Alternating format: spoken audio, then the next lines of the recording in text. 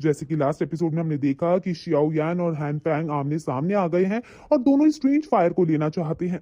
हैन Fang कहता है कि ये स्ट्रेंज फायर मेरी है और ये कहकर वो स्ट्रेंज फायर की तरफ जाने लगता है और शियाओ यान एक मिस्टीरियस स्माइल करता है। हैन फैंग जैसे जैसे स्ट्रेंज फायर के पास जा रहा है और उसका दिल जोर से धड़कने लगता है और वो आगे नहीं बढ़ पाता। शियाओ यान स्माइल करके कहता है कि तुम्हारे अंदर की स्ट्रेंज फायर इसे रिपेल कर रही है और तुम्हें इसको लेना इतना आसान नहीं होगा। अब शियाओयान फिर हैनफैंग के पीछे जाकर उसे धक्का देता है जिससे हैनफैंग घायल होकर दूर जाकर पड़ता है। हैनफैंग समझ जाता है कि शियाओयान कोई बहुत ताकतवर बंदा है, इसलिए वो पोलाइटली शियाओयान को लिटिल ब्रदर कहते हुए कहता है कि तुम जरूर कोई फार्मासिस्ट होगे और तुम्हें पता होगा कि हमारे अंदर की स्ट्रेंज फायर किसी भी नई स्ट्रेंज फायर को रिपेल ही करेगी और अगर हम जबरदस्ती इसको एब्जॉर्ब करने की कोशिश करेंगे तो एक्सप्लोजन के चांसेस भी होते हैं।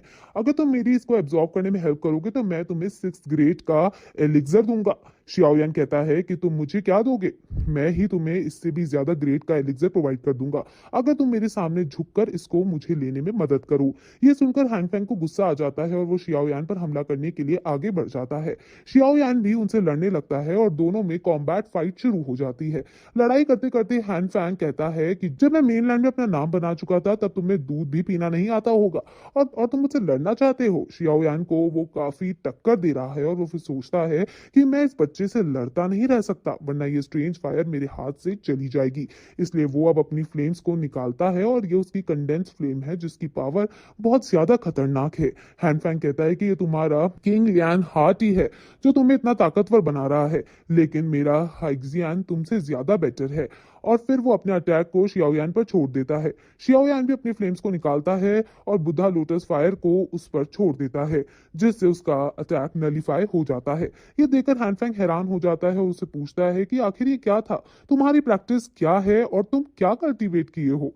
जिस पर शियाओ यान इविल हंसी हंसते हुए कहता है कि क्या तुम्हें नहीं पता ये बर्निंग ज्यू है। ये देखकर वो हैरान हो जाता है क्योंकि ये कंप्लीट बर्निंग ज्यू है और वो गुस्से में आश्चर्य प्रकट करता है, पूछता है आखिर तुम्हें कहाँ से मिला और तुमने कहाँ से इसे सीखा। अब शियाओ यान के टीचर उसकी बॉडी के बाहर आने लगते हैं और उसे कहते हैं कि थोड़ी देर में पता वैसे ही चल जाएगा, इसलिए मैं खुद ही इसके सामने आ जाता हूँ। वो शियाओ यान की बॉडी पर आ जाते हैं और याओ लाओ को देखकर हैनफैंग चौंक जाता है और कहता है कि तुम अभी तक जिंदा हो, आखिर ये कैसे हो सकता है। शियाओ यान हैनफैंग से कहता है कि तुम्हारी वजह से मैं अपने टीचर से मिल पाया, थैंक्स टू यू। अगर टीचर नहीं मिलते मुझे तो मैं अभी तक अपने गाँव का एक नॉर्मल बच्चा होता।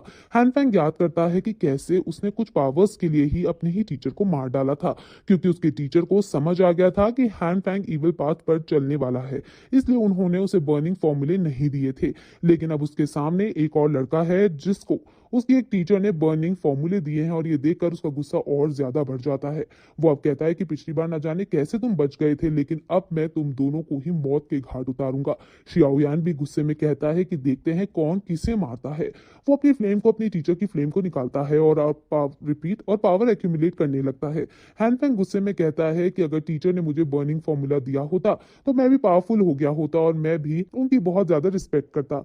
ये टीचर की गलती थी, उन्होंने मेरे टैलेंट को नहीं पहचाना। शियाओयान अपनी फायर और टीचर की फायर को मर्ज करने लगता है। बोन चिलिंग फायर को भी शियाओयान के पास देखकर वो और ज्यादा चिढ़ जाता है कि टीचर ने ये भी तुम्हें दिया है, आखिर क्यों। शियाओयान कहता है कि जिसने अपने टीचर को ही मार डाला हो उस गद्दार को भी सवाल करने का हक नहीं है। शियाओयान के अंदर से बहुत ज्यादा पावर निकलने लगती है और हैनफैंग अपनी पावर से अपनी फ्लेम से एक स्पीयर क्रिएट करता है और कहता है कि अब मैं कोई चांस नहीं छोड़ूंगा तुम्हें पूरी तरह से खत्म करने का। अब शियाओयान भी दोनों फ्लेम्स को मिक्स करके बुद्धा लोटस फायर क्रिएट कर रहा है और फाइनली वो क्रिएट करके हैनफैंग पर छोड़ देता है।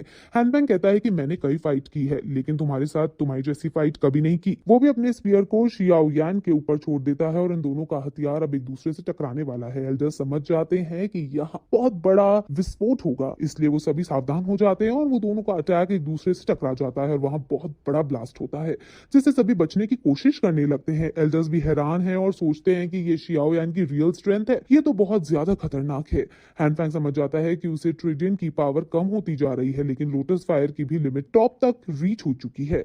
लेकिन शियाओयान कहता है कि अभी तो मैं सिर्फ रेजिस्ट कर रहा था, अब उसका वो भी लोटस फिर से रिचार्ज हो जाता है। अब तक मैं सिर्फ रेजिस्ट कर रहा था, अब उसका वही लोटस फिर से रिचार्ज हो जाता है और उसके ट्रिडियन को पूरी तरह तोड़ते हुए हैनफैंग को जा लगता है और वहां बहुत ज्यादा बड़ा ब्लास्ट होता है और हैनफैंग अब नीचे गिरने लगता है। इविल एल्डर्स ये देखकर हैरान है कि इस बच्चे ने हैनफैंग को हरा डाला है। हैनफैंग नीचे गिर जा रहा था लेकिन कंबाइंड गोल्ड एंड सिल्वर उसे पकड़ लेते हैं और उसे बचाकर वहां से ले जाने लगते हैं, क्योंकि अगर ये मर गया तो उनके लिए पिल्स कोई नहीं बना पाएगा। शियाओयान हैनफैंग को जान से मारना चाहता है और अपने टीचर का बदला लेना चाहता है, इसलिए वो उसको रोकने की कोशिश करता है, लेकिन पूरी तरह से थक चुकी थी। तभी वो बीस्ट फिर से जगने लगता है और अपनी बॉडी को रिगेन करने के लिए लगता है। रिपीट, अब तभी वो बीस्ट फिर से जगने लगता है और अपनी बॉडी को रिगेन करने लगता है और अब एल्डर्स का ध्यान बीस्ट में पड़ जाता है और ये मौका पाकर इविल एल्डर्स हैंगफैंग को लेकर वहां से भाग जाते हैं।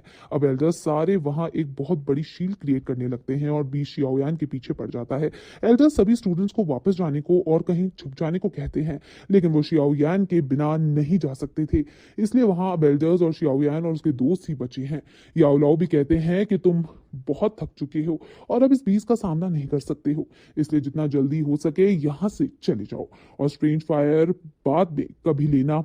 अब एल्डर्स सील बना रहे हैं और बीस शियाओयान के पीछे पड़ा हुआ है और बाहर जाने का रास्ता ढूंढ रहा है, लेकिन आसपास तो सील है और पीछे बीस्ट, इसलिए लंबी चेस के बाद वो ऊपर से बाहर जाने का दिखता है, लेकिन ऊपर उड़ते हुए बीस्ट मुंह से आग छोड़कर शियाओयान को घायल कर देता है, जिससे शियाओयान नीचे गिर जाता है और बीस्ट के मुंह में गिर जाता है। ये देखकर एल्डर्स बहुत ज्यादा दुखी होते हैं कि शियाओयान ने खुद का सैक्रिफाइस कर दिया है। गिरते गिरते शियाओयान भी सोच रहा है कि उसने अपने टीचर को निराश किया है, वो ना तो हैनफैंग को मार सकता है और ना स्ट्रेंज फायर हासिल कर सकता है और अब खुद मरने जा रहा है।